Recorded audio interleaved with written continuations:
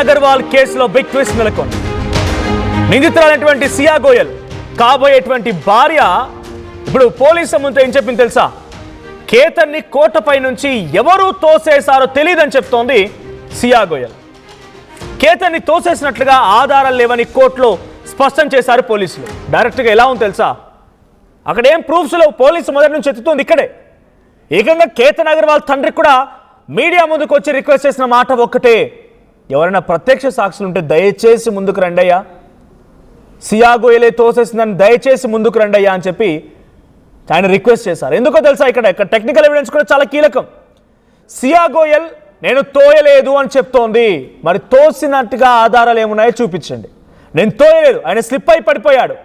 సరే చేతన్ ఉంటే ఉండొచ్చు నా బాయ్ ఫ్రెండ్గా, అక్కడికి వస్తే రావచ్చు, కానీ నేను తోయలేదు ఇది చెప్తున్నమాట సియా గోయల్. అందుకే టెక్నికల్ ఎవిడెన్స్ కావాలి. మనందరం అనుకోవచ్చు వాళ్ళిద్దరే కలిసి తోసేశారు, సో వాళ్ళిద్దరి మూలంగానే అక్కడ అమ్మాయి కేతన్ అగర్వాల్ చనిపోయాడని చెప్పి అందరికీ తెలుసు, అంతా భావించిందే. కానీ నేను తోయలేదని సియా గోయల్ చెప్తోంది. Because no technical evidence. Siya గోయల్కి లై డిటెక్టర్ టెస్ట్ కూడా చేసేందుకు పోలీసులు అనుమతి కోరారు. సో విచారణకు ముందుకు సాగాలంటే పాలిగ్రఫీ పరీక్ష అవసరం. ఇప్పటికే లోగఢ్ కోర్టు దగ్గర ఆ ఫోర్ట్ దగ్గర సియా చేతన్తో సీన్ రికన్స్ట్రక్షన్ కూడా క్రియేట్ చేయించారు. చేతన్ నడకను విశ్లేషించేందుకు గేట్ అనాలిసిస్ చేస్తున్నారు. కేతన్ని చంపేందుకు సియా చేతన్ రిహార్సల్స్ చేసినట్టుగా మొదట్లో చెప్పిన పోలీసులు ప్రస్తుతం ఎవరు తోసారో ఎవిడెన్స్ లేదని చెప్తున్నారు. కోర్టుకు కావాల్సిన ఎవిడెన్స్ అందరికీ తెలుసు, వాళ్ళే తోసేశారు. వాళ్ళు ఒప్పుకున్నా, ఏం జరిగినా జరగకపోయినా, ఏం చేసినా కూడా వాళ్ళు తోసారన్నది గ్యారంటీ. కానీ పోలీసులకు కావాల్సింది, కోర్టుకు కావాల్సింది టెక్నికల్ ఎవిడెన్స్. వాళ్ళే తోసారనడానికి టెక్నికల్ ఎవిడెన్స్ కావాలి. కోర్టు ముందు వరకు వెళ్ళిన తర్వాత సియా గోయల్ తోయలేదంటే టెక్నికల్ ఎవిడెన్స్ ఎవరు పూర్తి చేయాలి? అందుకే పాలిగ్రఫీ టెస్ట్కి, లై డిటెక్టర్ టెస్ట్కి కూడా పోలీసులు సియా గోయల్ పక్షంలో పోలీసులు కోరిన అనుమతి కోర్టు అంగీకరించింది. సో పాలిగ్రఫీ టెస్ట్, లై డిటెక్టర్ టెస్ట్ చేసిన తర్వాత ఆ స్టేట్మెంట్ ఆధారితంగానే కేతన్ని మేము తోసామని సియా గోయల్ చెప్తే అప్పుడు కనుక టెక్నికల్ ఎవిడెన్స్ సమకూరే అవకాశం. అప్పటి వరకు సియా గోయల్ తోసిందనడానికి సీన్ రికన్స్ట్రక్షన్ చేసినా, ఎన్ని రకాలుగా వాళ్ళు ప్రయత్నం చేసినా ప్రూవ్ చేయడానికి టెక్నికల్ ఎవిడెన్స్ మీరు అనుకోవచ్చు, వాళ్ళకు వాళ్ళు చెప్పొచ్చు కదా అని. బయట పోలీసుల దగ్గర వాళ్ళు ఏం చెప్తారు? మాట దాచేయడానికి నేను తోయలేదనే చెప్తారు. సీన్ రికన్స్ట్రక్షన్ చేసిన తర్వాత కూడా సీన్ రికన్స్ట్రక్షన్లో ఒప్పుకున్నారా? వాళ్ళు ఒప్పుకోలేరు. అవేం చెప్తాం? సీన్ రికన్స్ట్రక్షన్లో నేను ఇలా నిల్చున్నాను, ఆయన ఫోటో దిగుతున్నాడు, సడన్గా కింద పడిపోయాడు, ఇది ఆమె చెప్తున్నమాట. చేతన్ వస్తే వచ్చి ఉండొచ్చు, నా బాయ్ ఫ్రెండ్ అయితే అయి ఉండొచ్చు, కానీ చేతన్ తోయలేరు.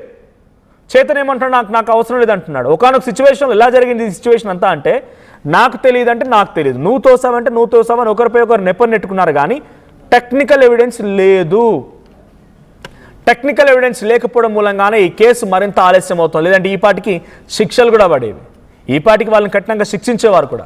సియా గోయల్ ఆ 400 అడుగుల ఎత్తులో నుంచి, ఆ కొండలో నుంచి నేను తోయలేదు తను చెప్తున్న స్టేట్మెంట్. అందుకే పోలీసులు టెక్నికల్ ఎవిడెన్స్ లేకపోవడంతోనే వాళ్ళు మరింతగా పర్మిషన్ కోరిన అంశం ఏంటంటే, మాకు పాలిగ్రఫీ టెస్ట్కి పర్మిషన్ ఇవ్వండి,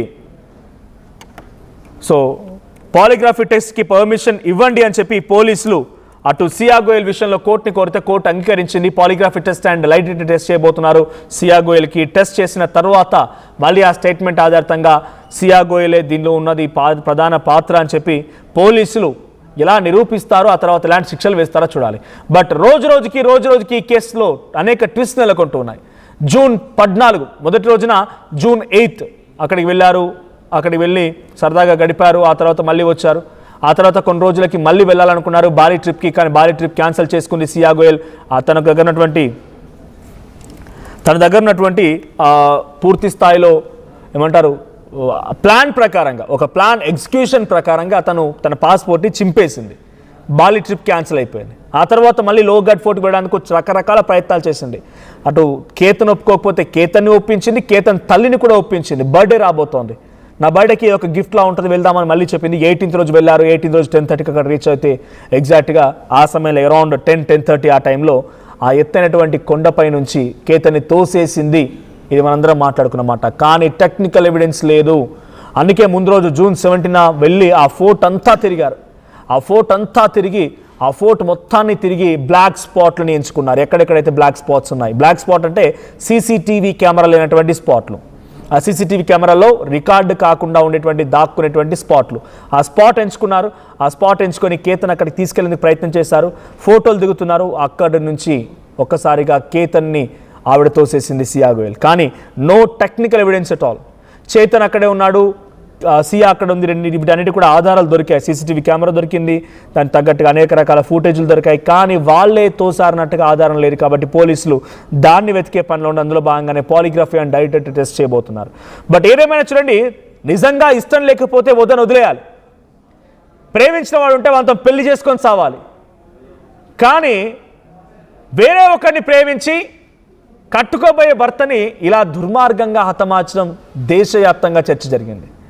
ఇప్పుడు కేతన్ మరణానికి తనే కారణమని తెలిసినా కానీ టెక్నికల్ ఎవిడెన్స్ని క్రియేట్ చేయడంలో పోలీసులు విఫలమవుతున్నారు. పోలీసులు కొంత తడబడుతున్నారు. బట్ టెక్నికల్ ఎవిడెన్స్ దొరికిన తర్వాత అమ్మాయిని ఎలా శిక్షించాలి, సియా గోయల్ని ఎలా శిక్షిస్తే బాగుంటుందో మీ అభిప్రాయాన్ని కామెంట్ చేయండి.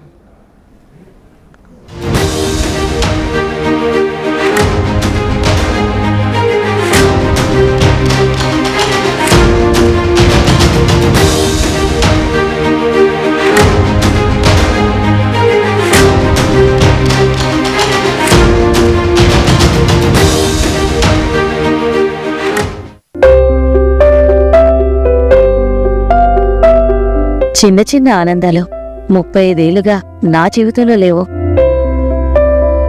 35 ఏళ్లుగా నేను డైపర్లలో బ్రతికాను. 6 సెంటీమీటర్ల ఫిస్టులా నా మూత్రాశయంలో లీక్ కారణమైంది. ఎవరూ నాకు సహాయం చేయలేకపోయారు. ఏఐఎన్యూలో వైద్యులను కలిసే వరకు. అక్కడ వారు రోబోటిక్ శస్త్రచికిత్సతో నాకు పరిష్కారం ఇచ్చారు. వారు నా ఆత్మవిశ్వాసాన్ని కూడా తిరిగిచ్చారు. Precision Care makes it possible. The Center for Robotic Surgery at AINU. Tournament కి ముందు పెయింట్ ఎలా చేస్తాం?